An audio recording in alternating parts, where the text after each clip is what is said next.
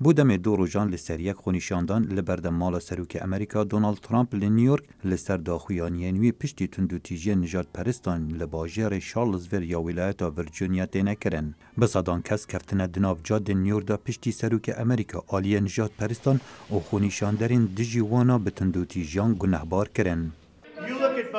اگر تماشای هر دو آلیان بکن از باور دکم گازن جه هر دو آلیان تین کرن گمان من سروی که تنه و گمان آوجی تیده تنه به اگر هم به دوستی لی تماشا بکن.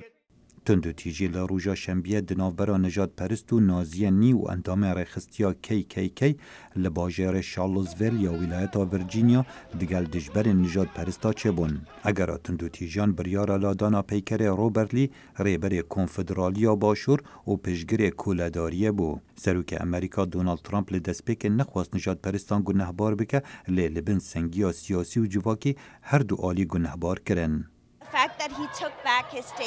راستیا گهورتنا داخویانیاوی لسر بویرن شارلزویل بو. هلبت کارک خراب بو. و کارک خراب یه نجات پرستا بو. شرم سروک برسینگ تندرم سپین نگرید.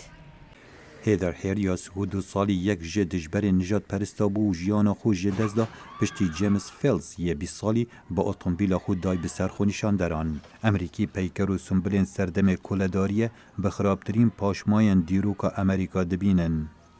We have to take all of these things down. Flag. دوی اموان همو نیشانان آلاو پیکر و هر تشتکی پیوندی بنجات پرسیه و هبیت نهیلین. و لجه وان هندک تشتان دانین یک گرتنه پیدا بکن. This is tragic. It should never have come to this. اوه تراجیدیه. دویا نگهشت با وی آستی.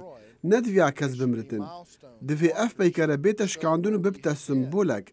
دیار بکد ام چاوابون و ام مروفانیا خوش دست ندیم.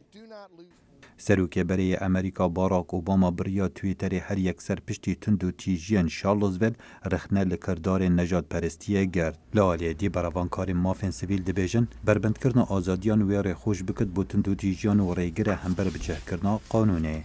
So it's very important to distinguish action from words. زور گرینگ پیو ببنه کردار و دادگاه دستوری رینا دتا بکار اینانا پیوین نجات پرستی و اگر وان پیوان نبیجن نکارن بگنه کردار. دابشبونا جواکا امریکا درباره وی بویره وزارت دادا امریکا ناچار کرد دست بله کولین مافن سویل بکرد. خالد فتاح دنگ امریکا.